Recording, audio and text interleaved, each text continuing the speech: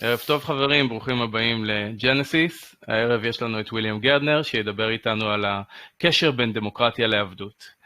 Dear William, thank you very much for joining again. It's always a pleasure. And the stage is yours, as usually, to educate us. Thank you. Thank you for having me once again, and thanks for your patience in listening to this. What I'm going to talk about today is actually from Chapter 2 of my book, The Trouble with Democracy. The title of the chapter is, and it's a meaningful title, I think, is Freedom, Democracy, and Slavery. And these questions have always interested me, and when I had a chance, I wrote about it. and so here we go.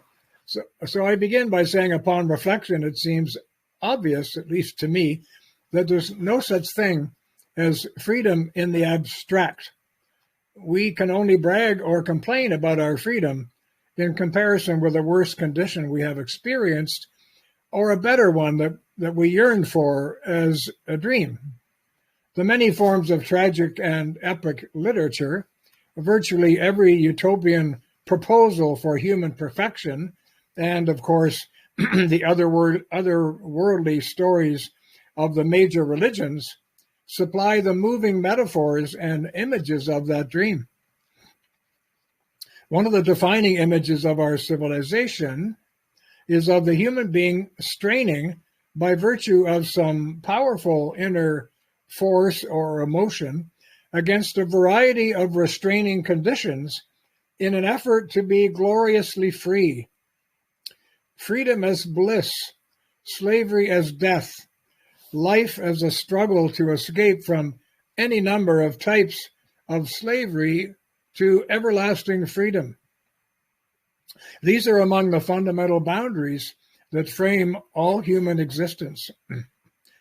Again and again in myth, literature, poetry, and religion, as well as in every great political theory, we find images of the human condition,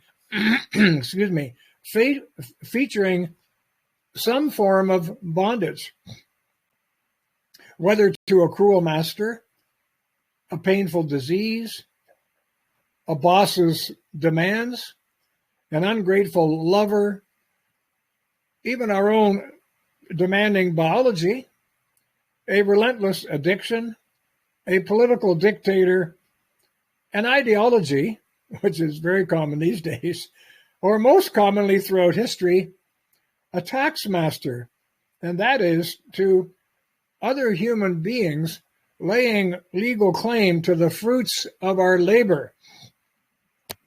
The same thing is easily visible in the fearful modern political language that warns us daily these days of enslavement to patriarchy, to class oppression, to our own gender. Or, worst of all, in these days of shrinking confidence, to some politically incorrect thought that must be rooted out. The list goes on. In a more frivolous way, this imagery is all too prevalent in modern so-called victimology, a liberal parlor game in which everyone qualifies as the oppressed victim of some other person, group, or policy. Even as so-called codependents, people said to be enslaved emotionally or sexually to some needy, significant other. These now number in the multi-millions. By the way, everything I just read you, well, this book, was written before the year 2000. So I guess you could say it was kind of anticipating some of the stuff we're seeing around us so commonly today. My intention in this chapter is to explore the most profound and recurrent image in the history of freedom and democracy, namely the image of servility, or of the human being self-conceived as a slave. There's a widespread conceit that we moderns are morally superior to our ancestors because they practiced human slavery.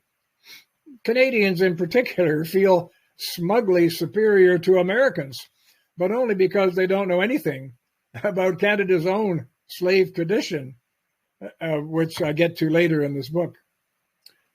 On reflection, it seems quite likely that if those ancestors we so harshly judge had been able to foresee the millions of lives lost to bloody cruelty and carnage in conflicts between the states of the so-called developed world, if they had been able to see our suicidal, warhead-studded globe, the terrified faces of children on the way to the camps, or the agonies of the desperate millions trapped in communist slave labor camps.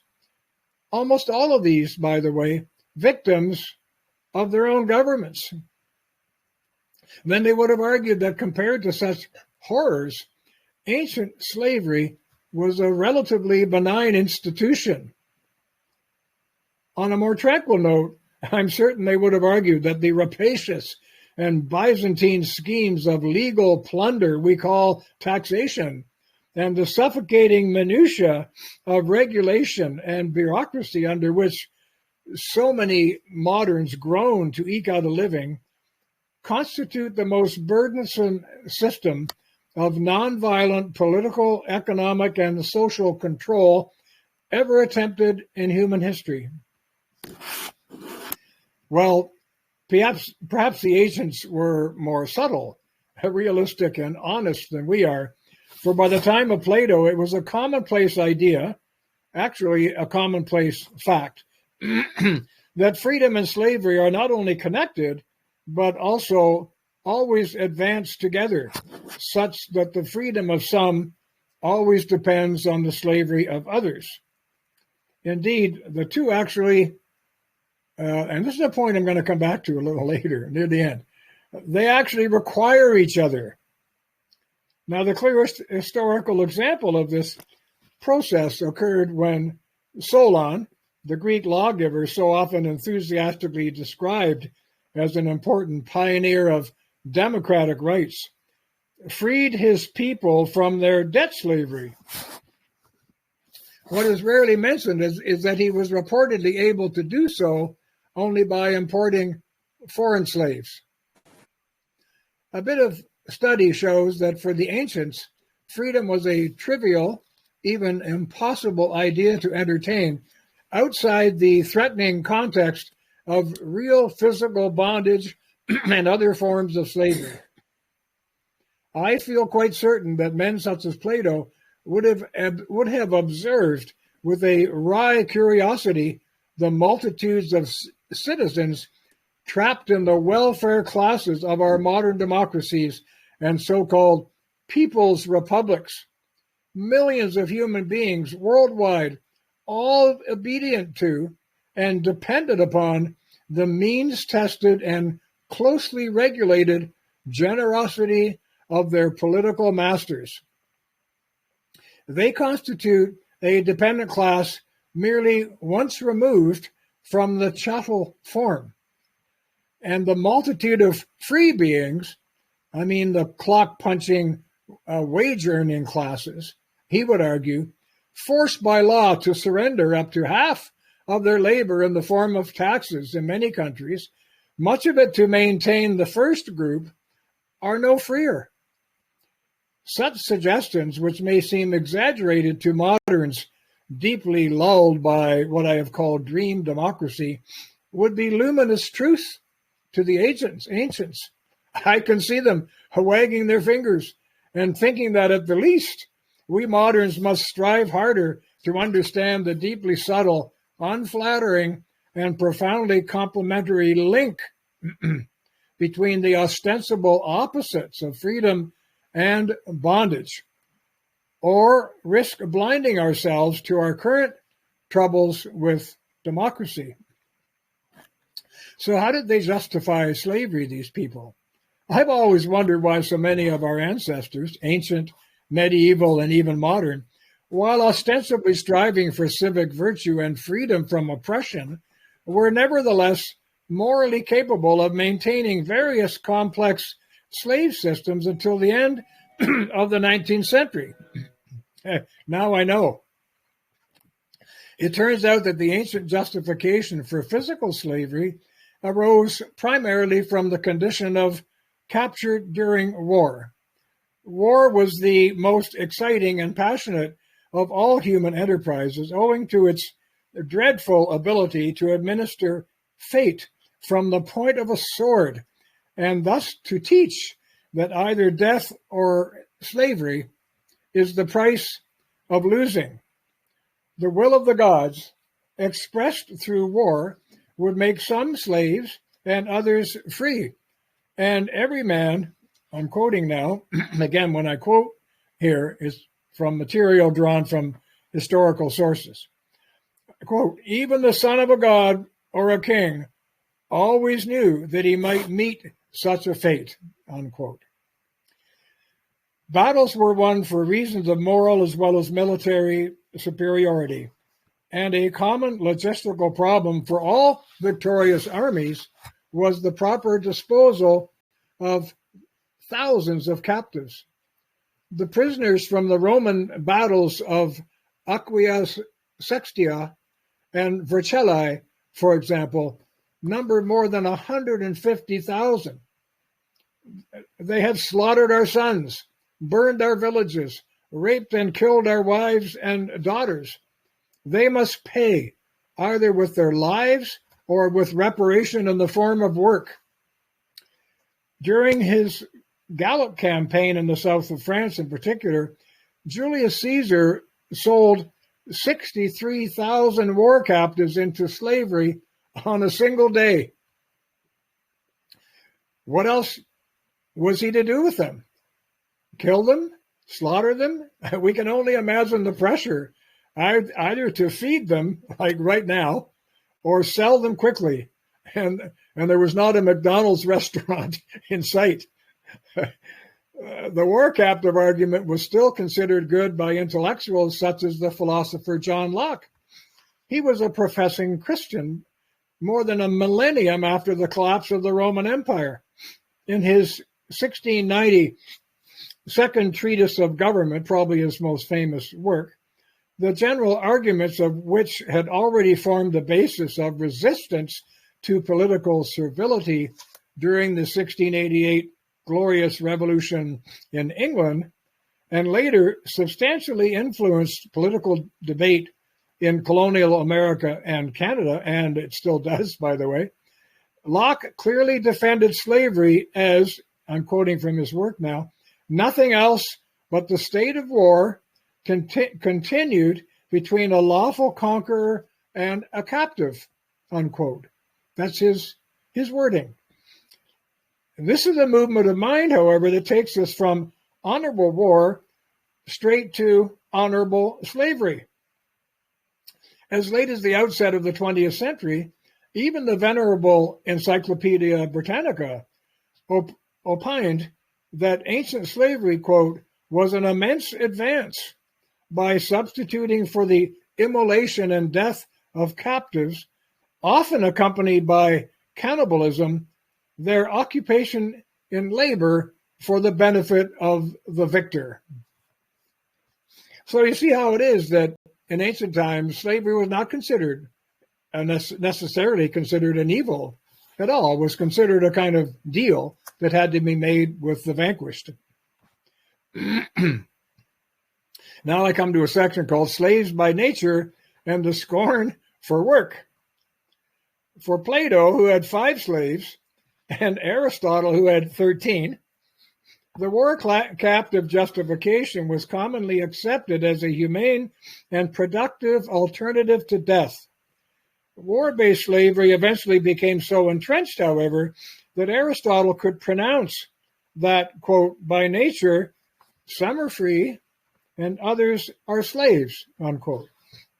At first, I thought this was a surprisingly insensitive comment from one of the smartest men who ever lived. But characteristic of his time, he used the word nature in connection with slavery to describe those of whom nothing more could be expected than the use of their bodies.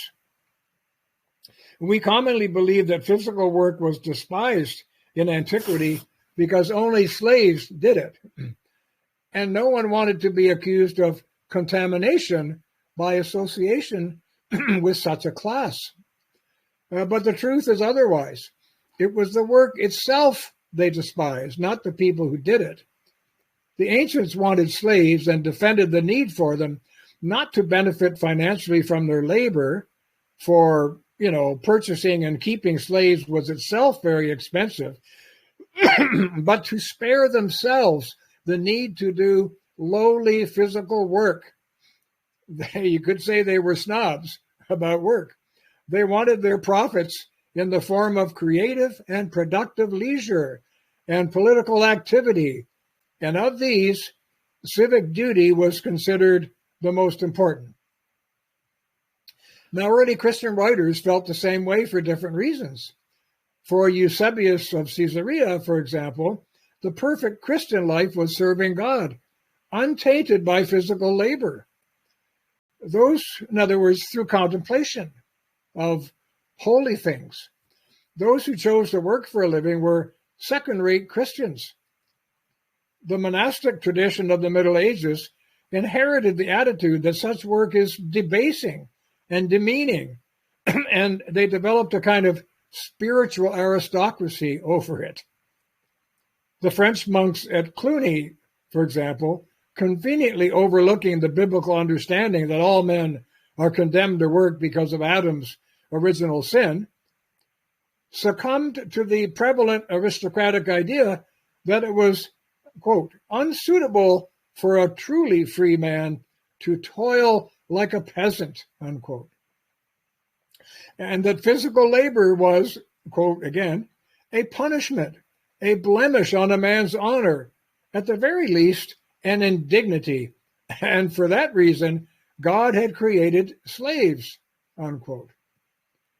Only much later, with Luther and Calvin in the Christian tradition in particular, did ordinary work come to be seen as a kind of noble calling.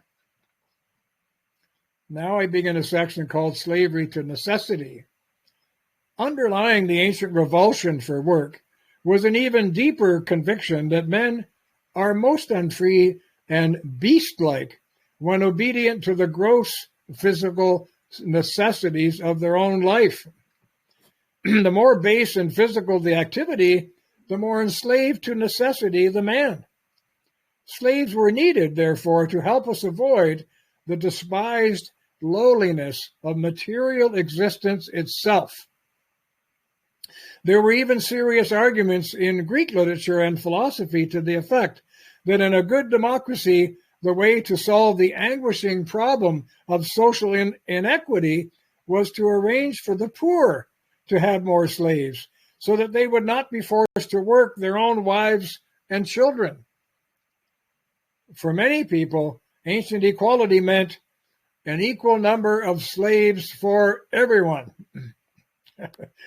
Oh boy, what a different world. Self-employment in agricultural work was honorable, of course, but employment in manufacture or trade was not. For these meant obedience to what? To bosses, or for heaven's sake, to customers.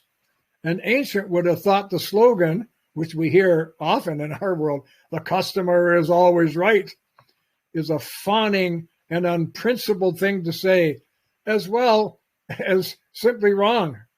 Such things were so deeply felt in ancient Athens that to call someone a tradesman publicly was cause for a legal charge of defamation of character.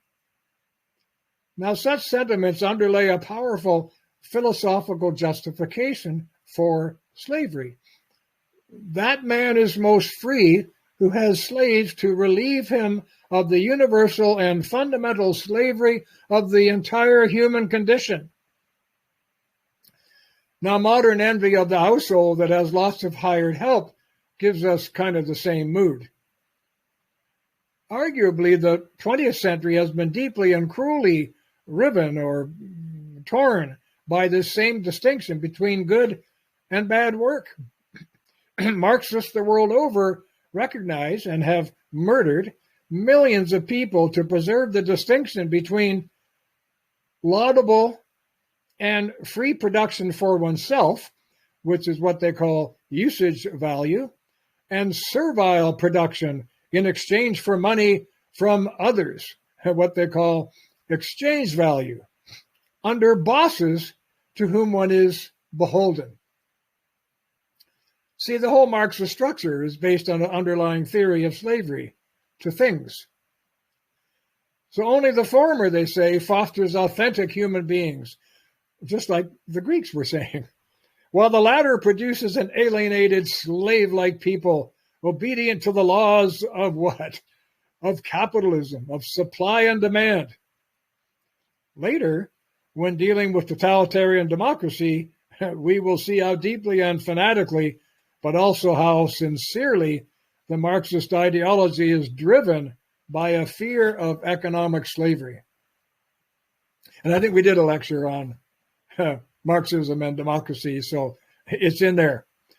For the ancients, however, whether you were enslaver or enslaved was considered a matter of fate. And that is why the first thing most slaves did, the moment they were able to purchase their freedom, and by the way, most people are unaware that when slaves become slaves, there's usually a deal whereby they can purchase their freedom at the end of the day.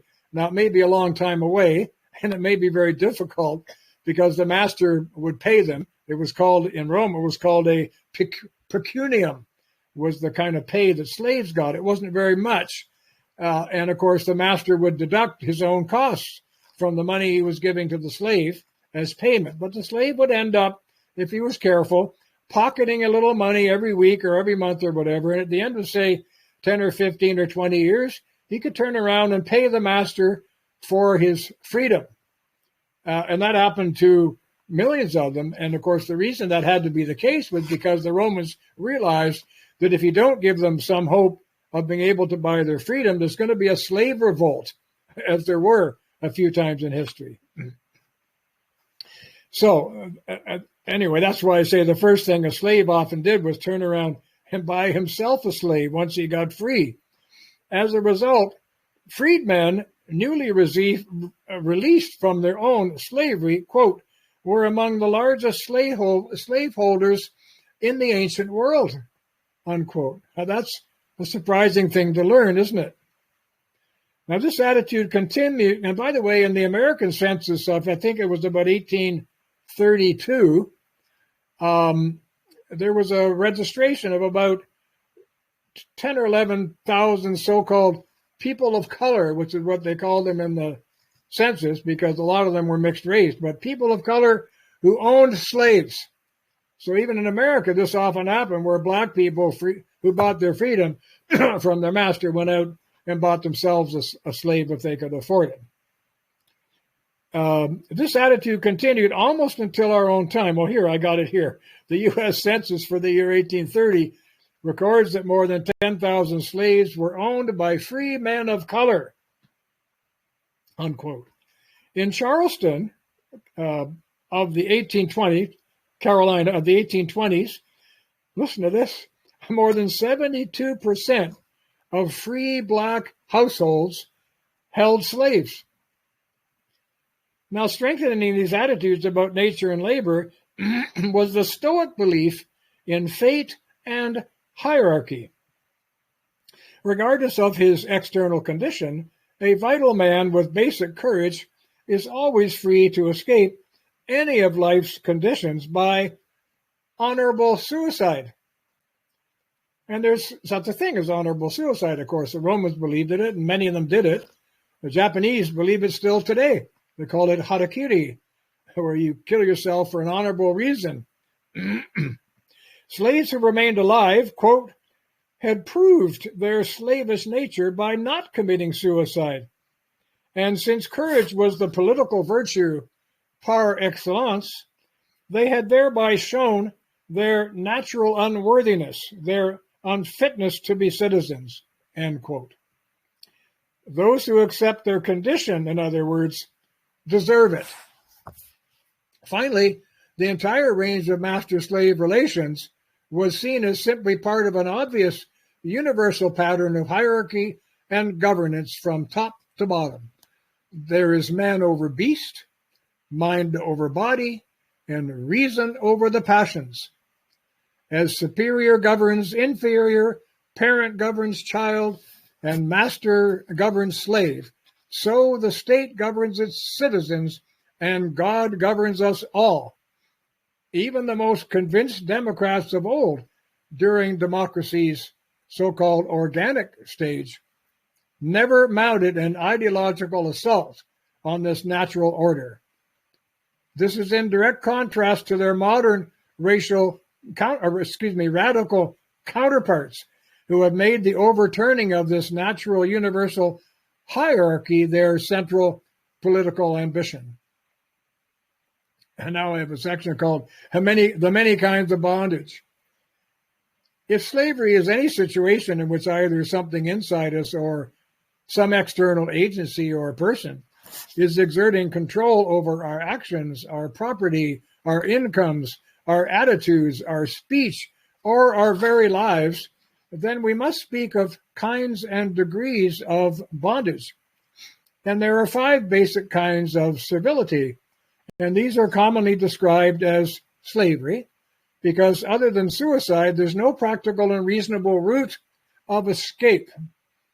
The most important are the first 2, and these were defined by the ancients as internal or moral slavery to oneself and one's appetites and one's passions. In other words, someone who's out of control. It's interesting that Aristotle describes such a person, and today we only use this word for people who, for example, can't contain their bowels or whatever. He called them incontinent. We say someone's incontinent when they have to wear a diaper, but for Aristotle, someone's incontinent who cannot control himself or his passions, and he is enslaved to those passions. And by the way, that also included the Christian idea of the slavery to sin, which exists not only in Christianity, of course, but I just happen to be from that sort of culture, so I mentioned it. And external or chattel slavery to someone else. So we have internal slavery and external slavery to another person or institution. The other types of external slavery that have played a key role in the unfolding of Western political life, and I'll deal with those as we go here, are wage slavery, tax slavery, and political slavery. For the ancients, the goods of life were ranked from the most base to the most exalted.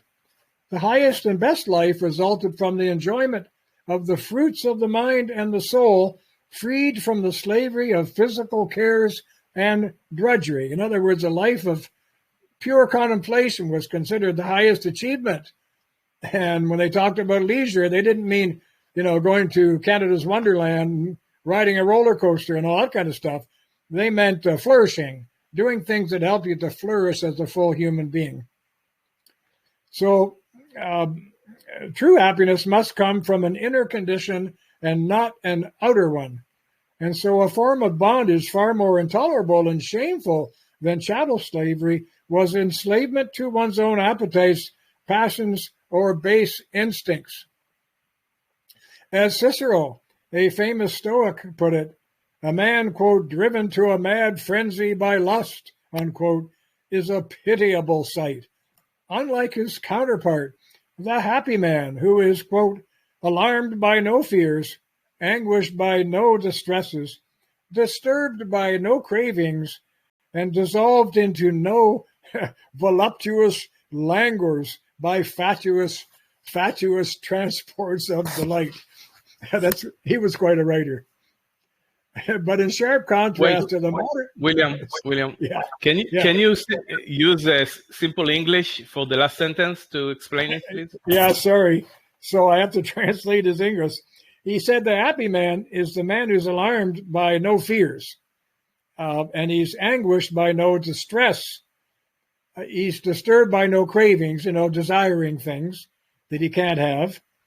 And then he says, dissolved, and he's not dissolved into any sensual longings for, sexual or sensual transports of delight. In other words, moods of delight that carry him away. The happy man is not a victim of those emotions, is what he seems to be saying. Thank you. Yeah. So, in other words, the idea is to be liberated from enslavement to sensuality, appetite, and misleading emotions that lead us into error. Readers should not miss the analogy and the contrast underlying the modern defense of a strong society as distinct from a strong government. Those who want a strong society under limited government urge inner control of the self and obedience to an external moral law. The more inner control citizens have, the less outer control of them is needed. Those who rely on big government, however, say that it is obedience to the just laws of the state that matters. The more and better the laws and the policies of government, the more freedom that we have. So you can see this argument getting turned in all kinds of directions. At work here is a powerful compound idea, one of many operative both then and now, even if less carefully expressed or less clearly expressed today. The idea of a tension between the freedom of the individual's soul and the soul's slave-like entrapment within a body that may in turn be trapped by real physical or political slavery under an external master. This master-slave metaphor is extremely powerful in our civilization, and it was profoundly wrought by mystics of the early Christian era, especially by the so-called Gnostics. And I do talk about that later in this book, and we have done a lecture on them, who saw the whole universe as a, quote, vast prison, whose innermost dungeon is the earth itself and the scene of man's life with all its entrapping appetites.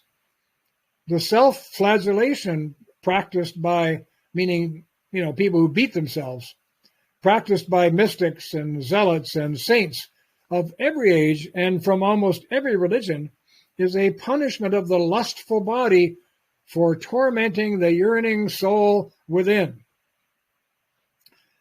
The most extreme of these types were called the anti-cosmics.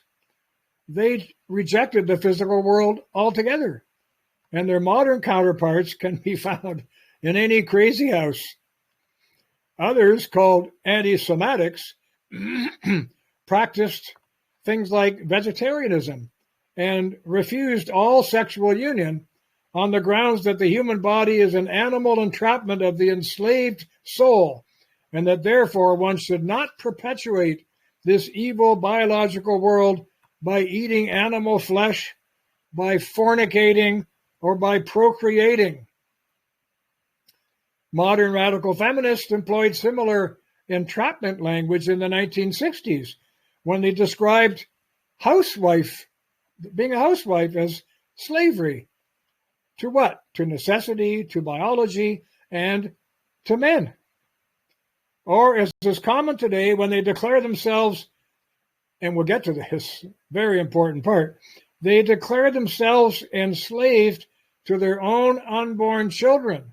So they see themselves as having mastery over them, as unwilling mothers, these children whom they bitterly and even hatefully insist have no, and I'm quoting, no right of sanctuary, unquote, in their womb. What a thing to say, that the child you have conceived has no right of sanctuary in your womb. A popular children's toy is the Russian doll that has another smaller doll inside it, with a smaller one inside that, and so on. And that's a good symbol for the envelopment of human beings by different degrees and kinds of slavery. Total slavery is the sense that the soul is a slave to a tyrannical body, and that all bodies in turn are slaves to absolute physical laws, tyrannical governments, and in some belief systems, even a tyrannical God. Escape is possible only through death. Plato, again, perhaps the most influential Western philosopher who ever lived, I said that before, saw the whole, some modern philosopher, Whitehead, I think, Alfred North Whitehead, said that all modern philosophy was just a footnote to Plato. I disagree with him somewhat, but then I'm not as good a philosopher as he was. But Plato saw the whole physical world as corrupt and imperfect rendering of the real world of perfect or ideal forms, capital F for forms, that the soul must yearn to know. We must break free from the illusory grip of this flawed material world in order to grasp the world of pure forms beyond us. For example, the form of the perfect good, capital G for good, the form of the perfect everything. His argument, of course, was that without some transcendent world of forms, we couldn't understand the world that we are in. Here's an example. You're sitting on your porch, and in my case, a coyote. I have coyotes around here, kind of wolf, you know. And a wolf comes over the hill, and Plato would say, because all wolves are different, some are short, some are tall, some are shaggy, some are mangy, some are whatever, some are gray, some are black. You wouldn't know what it is unless you knew what the form of a coyote is. And you have some grasp or sense of that form, enables you to say when you see a particular coyote that that's a coyote, or a horse, when a horse comes over the hill that you've never seen before. It's an argument that's hard to beat, but I think it's a little bit crazy, and I can explain later why. So for Plato, anyway, it's a universe of dualism. We have slave and... Hello? Sorry. If you don't mind... Yes, if you don't mind, I would like to take the opportunity, if you're willing, to articulate the argument against the ideal form, out Love there. To hear it. Or you want me to articulate? You want me? No, to... I would. Yes. I thought you were going to do please. it. Nah, it's better that well, you the argument against ideal forms from Aristotle, who was his brilliant student, I think, in many respects, way more important than Plato was, because he dealt with an actual world. Aristotle said there are forms, but they're always instantiated, is the word. Maybe you know what that means. There's always an instance of them in every actual thing that exists. So there is a form in the horse that's coming over the hill, but it's part of the horse. It's not in some heaven of ideas way up here that you reach for when you see the actual horse. So all forms in Plato's view are instantiated. The difficulty, he said, with the idea of a universe of pure forms in itself is that then you would have to have forms for everything. Forms for perfect things, forms for imperfect things, forms for even more imperfect things, and so on all the way down. You would end up with an infinity of forms, which would be an unmanageable resource in terms of understanding the world. I think that's partly how his argument goes anyway. It's a bit too complex for me to follow, but that's the best I can do with it. In other words, you'd end up in a philosophically entrapped in your objection to your defense of pure forms. At any rate, Plato characterized the inner master-slave dualism as, quote, two elements that make up the whole of every man. One is stronger and superior and acts as master, and the other, which is weaker and inferior, is a slave. And so a man must always respect the master in himself, in preference to the slave. Otherwise, he becomes what? He becomes a puppet or a robot. A similar dualism is expressed less elegantly in modern high school counseling classes, where students learn that they have a real, true self somewhere, as well as a false one that may now be in control of them. Their job, they are told, and everyone's heard this, is you got to find your true self. And you go out there and work at it, and one day you're going to find your true self. And in other words, you got to escape your enslavement to your false self. And that's the kind of language we hear today, even with high school students and their teachers. And of course, every adolescent who starts crying over nothing and gets so emotionally confused. I've got 5 kids. I've been through all that. they're often, as the teacher would say, trying to find their true self. At any rate, Plato, of course, I always object to this whole language because I say, how do you know which is your true self? The one sought, or the one you're looking for, or the one doing the seeking? How do you know which is the true self? And no one ever answers that question.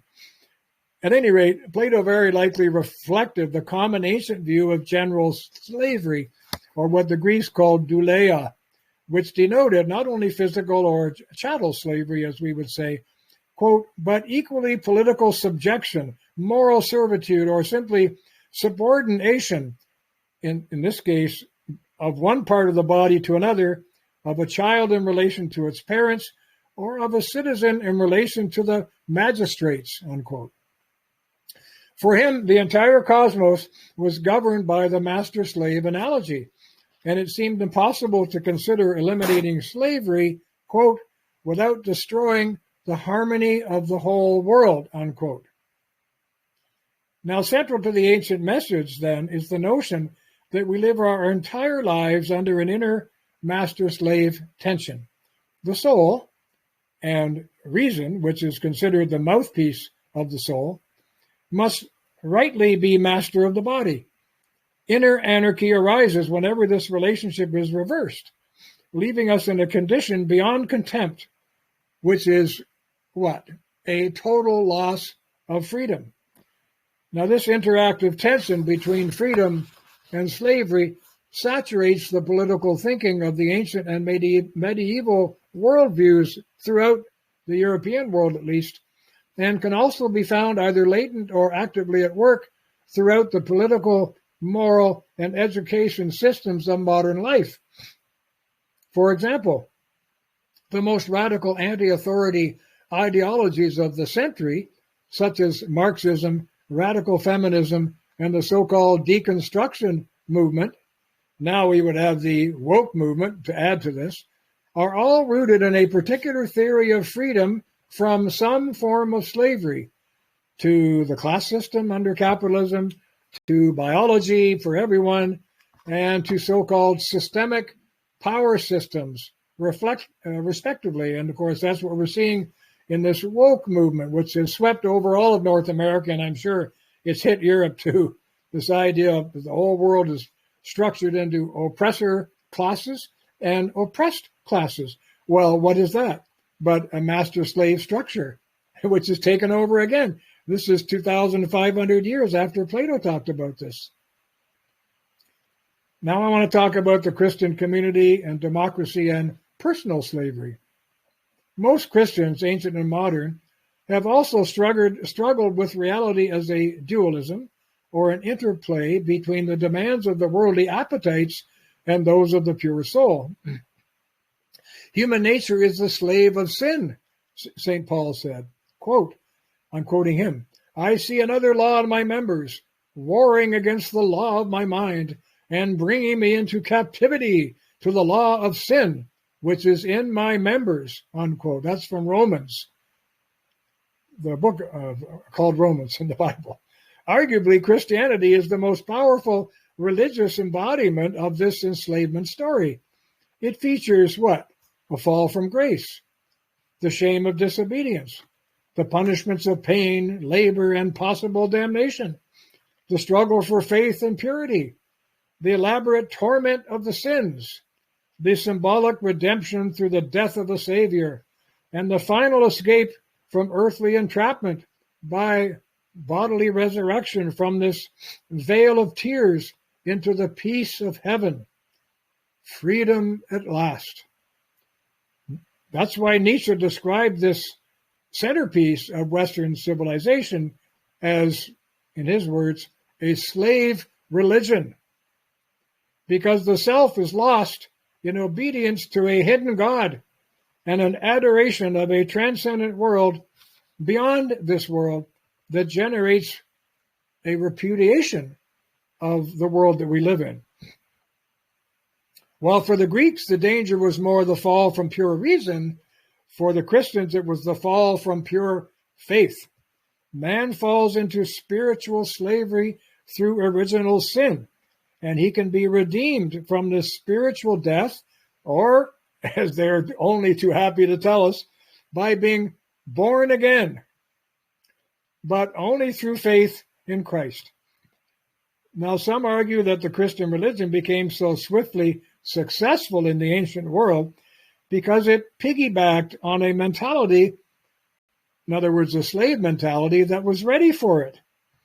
In this view, Christianity was a transformation of the social order of slavery into a theological order of slavery.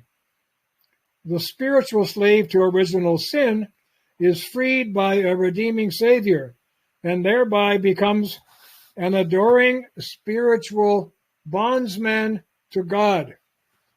God is the master. Faith is total obedience. In Romans 1:5, Paul spoke of, quote, the obedience of faith, unquote, and incorporated the Greco-Roman idea, quote, that true freedom exists only in enslavement to God, unquote. His words, not mine. He again voiced the slavery, freedom, freedom dialectic of religious belief when he said that men, quote, having been set free from sin, have become slaves of righteousness, unquote. And even more dramatically, quote, slaves of God, unquote.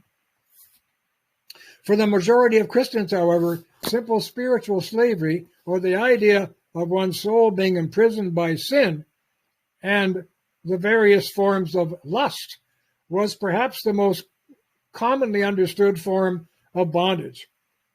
The modern Christian population, and that is just about everyone at the time, say, Canada and America were put together at least, held that true freedom could come only through submission to divine law, the moral strictures of one's civil and religious community, and proper fulfillment of one's duties and obligations. Early Canadians and Americans lived by the idea that slavery was impossible before the fall, but that all became tainted by the sin of Adam, and hence live in spiritual slavery. A Christian life of faith and redemption was the way out. This meant they believed in corporate freedom. They expected their moral community to lay down the laws of acceptable behavior for everyone. The modern idea of declaring oneself free by virtue of escaping these Christian ideals they would have held to be extreme selfishness, sin, and virtual madness. They thought of uncontrolled liberty as a bad thing, and they were quick to characterize it as mere license to do whatever you wanted. Like the Stoics before them, what they understood as true freedom for the individual was instead an ordered liberty, a life lived in keeping with the natural law of God, of right reason, and the restraint of one's own unruly passions in the service of community. The most stirring understanding of this personal and public standard was voiced by Edmund Burke in his eloquent and memorable warning, quote, that men are qualified for civil liberty in exact proportion to their disposition to put moral chains on their own appetites. Great lines. Society, he said. William, again, please, make it simple. Again, I think it's very important. It is important. Edmund Burke's eloquent and memorable warning. He said, men are qualified for civil liberty, he said, in exact proportion to their willingness to put moral chains on their own appetites. Wow. In other words, yeah, that's the only thing that qualifies them for civil liberty, if they can put moral chains on their own appetites. And then he says, I think it's a great quote, he says, society cannot exist unless a controlling power upon will and appetite be placed somewhere. And the less of it there is within us, the more there must be without. Do you understand what he said there? Yes, very strong. So I'm going to say it again because I love it. He said, society cannot exist unless a controlling power upon will and appetite be placed somewhere, and the less of it there is within, the more there must be without. And then he says, it is ordained in the eternal constitution of things that men of intemperate minds cannot be free because their passions form their fetters. A fetter is like a chain. So men of intemperate minds cannot be free because their passions form their fetters. Those are just some of the greatest lines in English political writing ever, by the way. And they form the basis of an entire worldview of the individual in human society. This was the widely accepted wisdom of the Western world, and it was deeply rooted in the image of the chains of slavery. Bondage to sin and the passions then was a most horrible slavery to one's own animal self. And to be released from this bondage, we could say this pathology, was as real as to be released from a human tyrant or a slave owner. In stark contrast to our present understanding, a freedom of uncontrolled self-expression meant immediate moral slavery. William? Yeah. Forgive me for stopping you, but I just want to emphasize on this point. Would it be correct to say that if we are controlled by our vices instead of developing our virtues, we will eventually be led into the control of bigger governments and tyrannic regimes and so on? For example, the decadence of society when people are so... What is this? Sorry. Yeah, forgive me. So, for example, if you look at modern society and you see people are so busy with porn and sexual appetites and drinks and drugs and all the rest of it, of course, they are being controlled by that. They are being enslaved by those pleasures, passions. Yeah. So if we control them, then we can build strong character and liberty and virtuous life within, and then we don't need the external control. Would it be correct? Yeah, I think that's the essence of what Burke is getting at. The less control we have within, the more is needed without, meaning outside us. So the vice is a master, basically. Pardon me? The vice, when we have those vices, we are being controlled. It's a master. Yeah, we become a slave to our own vices. That's right. Mm-hmm. Thank you. So in stark contrast to our present understanding, a freedom of uncontrolled self-expression meant immediate moral slavery. The ideal was for men to be free, not for, but from their own desires. That's such an important distinction. Not to be free for your desires, but to be free from them so that you could master them, so they could subordinate and devote themselves to other human beings in their moral community, and above all to God. Of course, that's the religious aspect of this metaphor of the master-slave. Of course, we see imagery on this all through most of the great literatures of the world, or a poet or a novelist or a playwright will have an image of a man on a horse, for example. And you say that's a metaphor for the human condition. The man on the horse is supposed to control the horse. The horse should not be controlling the man. Once the horse runs away with the man, he's lost. He's finished. And by the way, I used to have some horses. If you've ever ridden on a runaway horse, it's terrifying. So mastery of the actual horse is essential, as is mastery of the horse within you, so to speak. In many respects, as Isaiah Berlin put it, the rest of modern liberal society is just a secularization of this basically Protestant ideal, one in which the place of God has been taken by a certain conception of the rational life.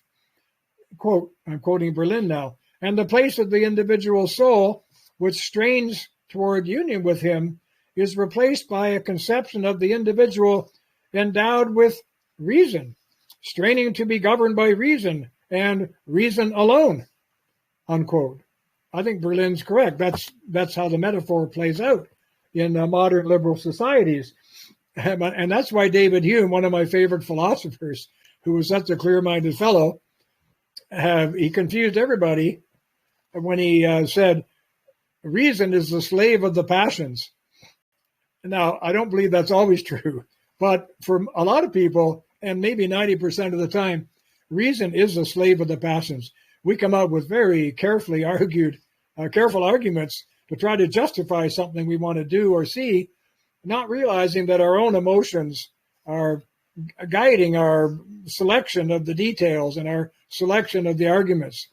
So it takes a pretty self-enlightened person to see that at work in themselves. At any rate, I'm tempted to suggest that what Berlin pointed to was and remains a doomed hope, simply because the chief characteristic of the passions, and that's what Hume was saying, is to deceive reason. By their nature, they lead us away from reason. Or, put another way, we reason to ourselves in unreasonable ways to satisfy our passions. We cannot reasonably ask a self that is deceiving us with the techniques of reason to protect us from itself at the same time. And hence the need for an external moral standard that brings to bear the heavy weight of stigma and shame on our transgressions. And that is why our founders expected, and when I say our founders, I mean the founders of Canada and America, but of course every country has founders who probably went through all this. They expected, indeed, sought fervently to live in the proper sort of, quote, intrusive community, unquote, meaning one that supplied common beliefs and standards that allowed its members to rest in what they called true freedom. We see now that the idea of slavery can be found almost everywhere in the conceptual imagining of our political and moral past. From the 17th century forward, it has been impossible to read a sermon, a pamphlet, a tract, or a literary piece without spying some reference to the language or imagery of morally, politically, or spiritually enslaved persons, whole peoples, or nations. And that is because our ancestors had a very broad understanding of slavery and were far more sensitive to the slightest encroachments on their fundamental liberties than we are, and hence far quicker to invoke the word slavery as a descriptive term for some unwarranted condition. Far from being exaggerations for emotional effect, however, such accusations were usually a matter of deep conviction, grounded in strong moral and religious beliefs. Slavery was readily invoked as freedom's antithesis, and it was therefore a formative concept in the definition of freedom itself. Can't talk about freedom without talking about slavery, is what they understood, and I do too. Curiously, chattel slavery at the time was considered quite normal by most people of high character. And as John Jay, a distinguished author of the American Federalist Papers, which were written at the time of their forming of their Constitution, he said, quote, very few of them doubted the propriety and the correctness of slavery, unquote. In short, and these were the best educated, most widely educated, deeply educated men you could imagine, who thought slavery was just fine. In short, the political, economic, and moral meanings of slavery were generally powerful in their own right, quite independently of the fact of chattel slavery. Certainly, many distinguished, educated, and morally sensitive slave owners, Thomas Jefferson is a good example, were quite capable of decrying the political and economic enslavement of the colonists to the British in the morning and counting the cotton bales that his own chattel slaves produced for him in the afternoon. Slavery was frequently invoked as a description of any situation in which people were required to live under laws that were not of their own making or did not have their consent. Very few people in the past actually made laws, but they insisted on consenting to the laws through their representatives or some such figure. Even more broadly, people in the recent past were historically alert to the ravages of all forms of political power and imagined themselves precariously balanced between the threat of enslavement by monarchical despotism from the top, in other words, from the king or queen, and by democratic anarchy from the bottom. Indeed, these threats to the corporate freedom of the whole community were perceived to come from excessive freedom or license, whether of the tyrant at the top or the mob at the bottom, either of which could do as they pleased to who? To the people. All politically unchecked freedom, therefore, was considered a license to enslave others. And indeed, history shows this to be its most common political use. The preference for checks and balances in government was therefore a response to a real threat and an attempt to limit power with opposing power. There even arose from this broad understanding a paradoxical conception of political tyrants and slave owners as themselves enslaved to their own unchecked love of power over others. Poor things. They can't help dominating us, was the thinking. They were slave owners enslaved by slavery. They were not spiritually free and were therefore to be pitied. From here, it is not far to the idea that the political body of the whole state, which is a collection of individuals, has a corporate life and behaves as an individual might, is vulnerable to a similar emotional rashness, and must therefore be constituted and imagined hierarchically. In this way, the higher parts of the state, namely the virtuous leaders and their institutions, parliaments and courts, and so on, master the lower elements, or the impulsive, ordinary people. And the whole of all this becomes devoted to what is higher, or more spiritual and of higher quality, rather than to what is lower, or the more base human desires for material and human satisfaction. This in turn leads to the idea that political institutions and practices are but reflections of our reigning assumptions about human nature. When I spoke last, we saw how constitutional arrangements such as federalism, with its entrenched checks and balances, are really institutional manifestations of the classical and Christian view of a fallible human nature at work and in the whole body politic.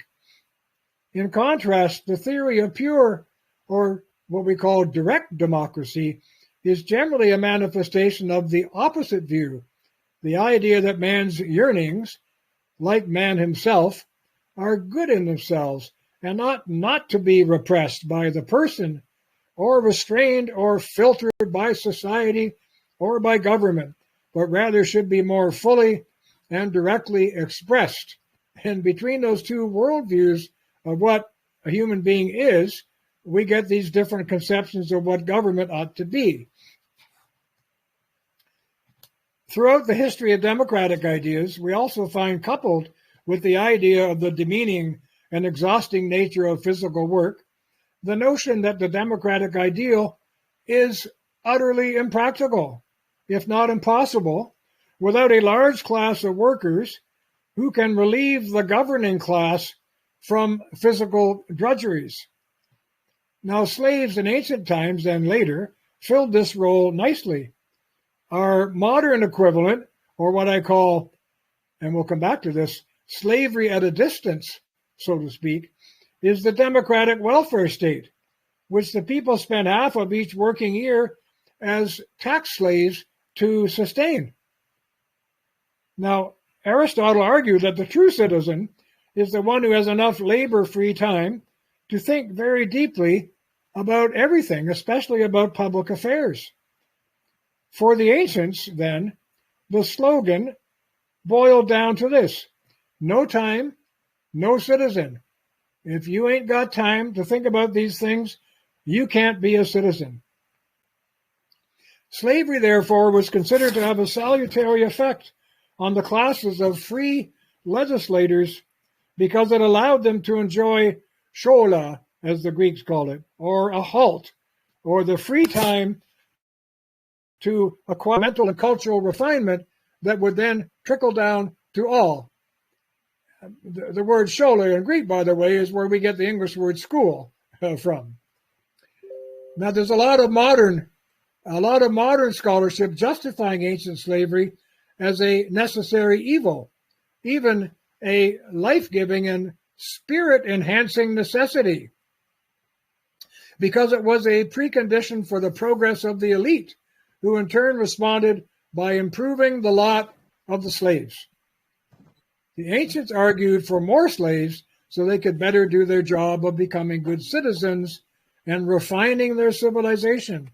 Today, modern politicians argue for higher pay, more staff, fatter budgets, and more taxes. In other words, for more tax slavery for the same reason, to improve the public good.